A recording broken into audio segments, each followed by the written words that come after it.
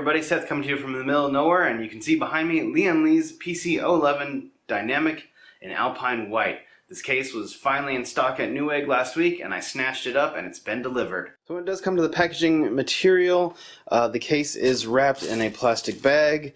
All the glass panels on both sides have a plastic film that you can tear away, as does the brushed aluminum. The foam itself is a nice, soft, yet not terribly too giving foam, so it will definitely protect your case. The case, when it was shipped, was not double boxed, it just was in the case box itself. So all the protection it had was these two foam panels, which do have cutouts for the handle that coincide with the side handles on the box. Here we have the case outside of the box. We have it in profile view, so we have our first side tempered glass, has a nice black border all the way around so you don't see the case frame. The top panel is secured by these little nubbins that are 3 on each side and 1 in the front, as well as 2 captive thumb screws here. So then basically to remove it, you undo the thumb screws and then you just slide it back. You might have to exert a little bit of force. That's it on there tight. And there we go. On the bottom of it is a magnetic dust filter. Really nicely, really strong magnets too, which is good. Easily slidable. It's got really good perforation for airflow. The oval or the elongated holes really kind of remind me of the design on the Death Star with the Imperial backlit white strips. It's kind of cool. It is off-centered, of course, as this is a dual chamber case. We'll just put this to the side. So once you take the top panel off, that means you can now remove the 2 side panels as well as the front panel. And it's really just a matter of lifting from the bottom and straight up. So I'll show you. There are 2 little teeth to help catch or secure the panel. They insert in the feet at the bottom. And then this also has 2 little nubbins, just like the top. Although there is a space for a third one in here, and I'm almost wondering, I'm curious as to why. I'm pointing at it, you might not be able to see it. So there's space 1, 2, and 3, but there's only 2 on the actual glass panel itself. There's not a middle one. I'm kind of curious as to why Lian Li decided not to go with this, because I would think a third one would really help position the glass panel to make sure it's flush and not off-centered. But anyway, another cool feature about the glass panel is the tops and bottoms also come with a nice little foam dampening material, so to help kind of mitigate noise when if there's any rattling with the glass itself. In the front, so now you have a little purchase to grab it from. Just kind of grab it from the side, straight up again, really easy to remove. The front also has 2 little capture nubbins, 2 little tongues or feet or whatever you want to call them, and then also 2 foam strips as well. The glass is slightly tinted, but not terribly too much, so you can kind of get a picture of it here. The Alpine White color, I will say, the color is gorgeous. It is a nice, crisp, snowy white. It looks very uniform throughout, so I'm really happy with that. The back cover also has 2 dust filters. This will come in handy if you want to have this area be as an intake. Again, for its nubbins, they are actually little screws that are screwed in, and again with the teeth, all you gotta do to get this sucker off is literally lift it up from the top. The other cool thing is I'm wondering if Lian Li did this on purpose, because this one does have the 3. So if you want to do a solid side panel, it looks like you technically could. So that's kind of cool. Let me see. Let me put the front panel back on. I don't see why you couldn't. So if it fits, maybe if one of you have in mind to have a solid side panel, you can maybe try and figure out how a way to mount some fans on the inside here to create your own exhaust or intake from the side. Of course, then you won't have a see-through side panel, but hey, whatever. If we just flip the case over onto its side, for the bottom, yet another filter, again magnetic. The filters themselves, they're kind of your typical filter in terms of the circular holes. They're not a fine mesh, like an actual mesh. and I go over the kind of like the Dempsey Flex filters, which I go over in a previous video of mine with regards to dust filtration.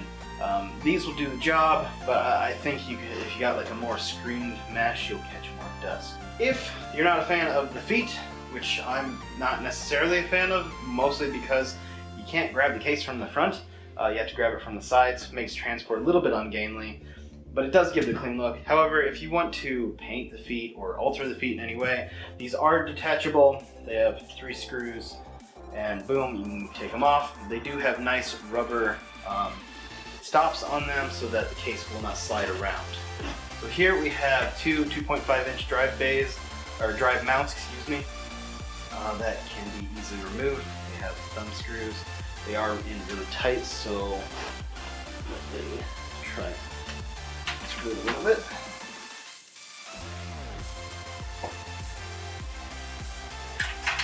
Okay, so the thumb screw is not captive, but yeah, so that's really it. It just slides in there. If you're going to put in fans or a radiator here, then obviously you're going to take it out. So speaking of fans, on the bottom you have room for 3 120mm fans, no 140 mounts on the bottom. However, on the top, it's dealer's choice. Here you can have 2 140s or 3 120s, which is very nice. On the side, you also, for the side back panel here, again, also 120s. So you might need to do some fan shopping if you have larger fans already. Other than that, you are sorted. The motherboard stands are all pre-installed for ATX. This case does support eATX, however, I don't think you'll have standoffs for the longer motherboard. The cool thing about having an angled motherboard tray here is because eATX is going to kind of overhang. These, on a normal case, if this was flat, the eATX board would more or less cover these grommets up. However, because they're at an angle, you'll have plenty of access. It might look a little awkward, but at least you'll be able to use these. With regards to the top, there is plenty of clearance here for a radiator. The motherboard, I think, cuts off like right around here, more or less. So you'll be able to have your motherboard, a rather thick radiator, and fans on, against the shroud or against the radiator for configuration that way. We have 2 more cable management holes down here. No grommets on those, but that's okay. I mean, this is basically just cable's going to sneak out for the I/O and your audio and all that stuff. The PCI brackets are alternating black and white, which I really dig. I think it's cool, and they have a hex hole pattern, which is cool. One thing that isn't cool, however, is they're not thumb screwed. No thumb screws here, so regular Phillips head. Could give you an opportunity though to go buy your own custom thumb screws from some store or even a hardware store if you don't want to get them custom color, and just black is fine. Let's see here. Let's go ahead and flip this sucker around to the back. So here we have no rear fan mounts. Of course, I don't even know if an 80mm technically would be able to get put in here. Here we have a hard drive cage, or if you're of a mind, a secondary PSU mount. You can just basically unscrew this whole cage and put in another power supply, or conversely, you can put your power supply up here and your hard drive cage is down there. The hard drive cages, there's just 2 little tabs. You squeeze down slightly and boom, slides right out. This is fully metal, tabs included, so you'll have a nice longevity, and unless you really go Hulk on this with the bending, they should not break. Real easy to remove. I say that and then that happens. So real easy to remove.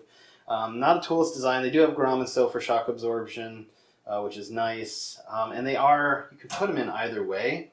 To be fair, I took these out last night. I don't even remember what direction is the right way. It will probably make sense once you screw it down. Screw the hard drive down. Again, completely removable if you don't want it.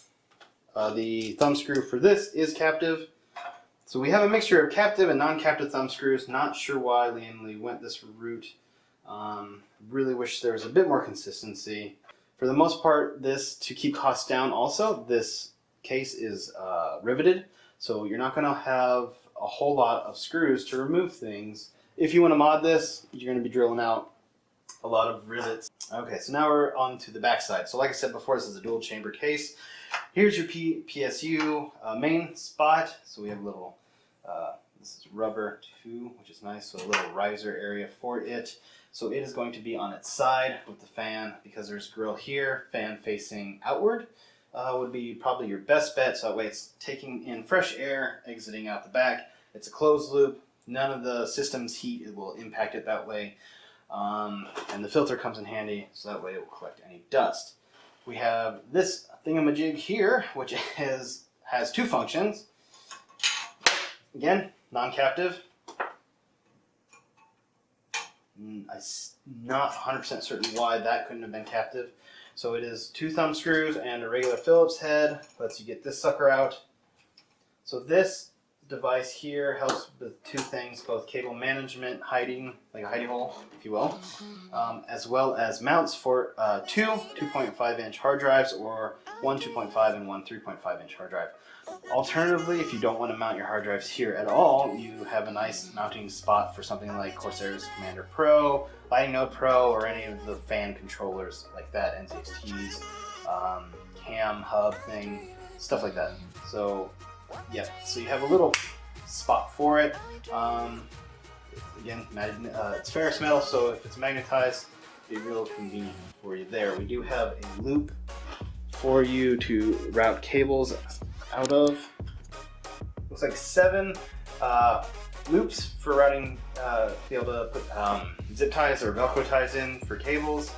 So a lot there. The grommets for the cable management themselves is nice and loose, not too tight, not too anything here. So right here you have a spot for a up to 320mm radiator. You can have the radiator in this crevice here. You have clearance for, I want to say, about a 35mm radiator in terms of thickness. Width, you're going to be a little bit more confined because you have this thing that's getting in the way, as well as possibly the cabling, and then you also have this in the way as well. So keep that in mind. I know some reviewers have had trouble with EK water blocks, even their slim radiators, just because they come with a housing that makes them a little bit wider than need be.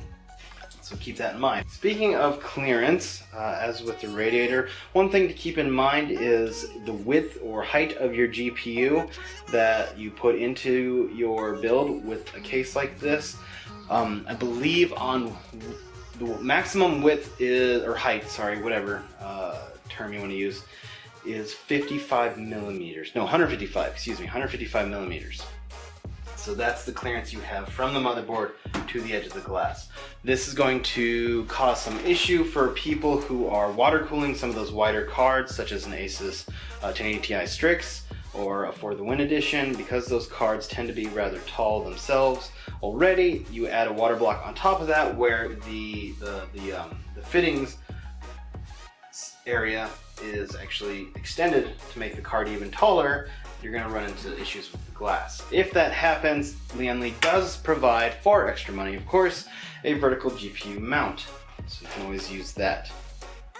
But however, doing so, you might end up sacrificing the ability to put a bottom rad and fans on there, on the case. What do you guys think about this case? It's been out for about a month or 2 now. It's been really hard to come by. Stock, especially in the white, has been just flying off the shelves. Or virtual shelves as it were, at Newegg in the States. It seems to be the only place that carries it when it does. What do I like about the case? I like that the glass panels, the whole structure is seamless. There is no thumb screws or Allen screws or anything like that kind of to break the whole look of it. I like that there's a nice brushed aluminum panel here to kind of offset the, just provide a little bit of contrast. I like that the glass panels are not too tinted. Honestly, if there was 0 tint, I'd be just as happy, but if they were any darker, I wouldn't be happy, to be honest. I'm not a fan of tint. I want to be able to see my components. One thing I would like to see improved, and I keep looking at it, are the feet. I'm not a huge fan of the solid feet because I like to grab the case from the front and the back, and that prevents it grabbing it from the side is a little bit awkward. I tend to end up grabbing onto the magnetic filter on one side and it moves around, which prevents me from having a very steady purchase. Obviously, I could just take that off ahead of time. So yeah, but I do like that the feet, there's the cat again. I do like that the feet do provide, again, part of that top to bottom seamless look as well. I do also additionally like the airflow choices that you have in terms of the side radiator on the motherboard's facing side, the top and bottom, of course. You can really get a good positive airflow if you use the side mount fans as intake as well as the bottom, and then have exhaust for the top, so you can get a 6:3 ratio, which would be a 2:1. And so therefore you're maintaining positive airflow. Would this case have been better if we had the choice of rear mounted fan? Possibly. It just gives another choice for air movement. We could also end up making that another intake. It would have required, however, the case be extended by roughly 4.5 centimeters, I want to say, just because I did the measurements last night. I don't have the exact numbers on me. It wasn't quite the width of an 80 millimeter fan, so, or it was actually, sorry, take that back. It's roughly the width of an 80 millimeter fan, but then you have about 1.5 centimeters of just frame itself after those perforations on the back. So you're talking about adding an extra 4 plus maintaining that half. So I think that's kind of how I got to my numbers for 4.5 centimeters. But overall, and I haven't built in this yet, so I can't make that final judgment, but overall, my feeling is this case is going to be fun to build in, and I cannot wait. And look out for my next video because it'll be going over the parts I intend to use in my next build, and I think it'll be a lot of fun. Stay tuned, like and subscribe. If you have any comments or questions about the case, leave them in the comments below. I really look forward to hearing from you. It's one of the reasons why I do these videos, because I love hearing the community feedback. So please do share your thoughts on this case. And again, keep the faith, be positive. You will get this case at some point if you want to order it. So anyway, I'm Seth, and I'll see you next time in the middle of nowhere.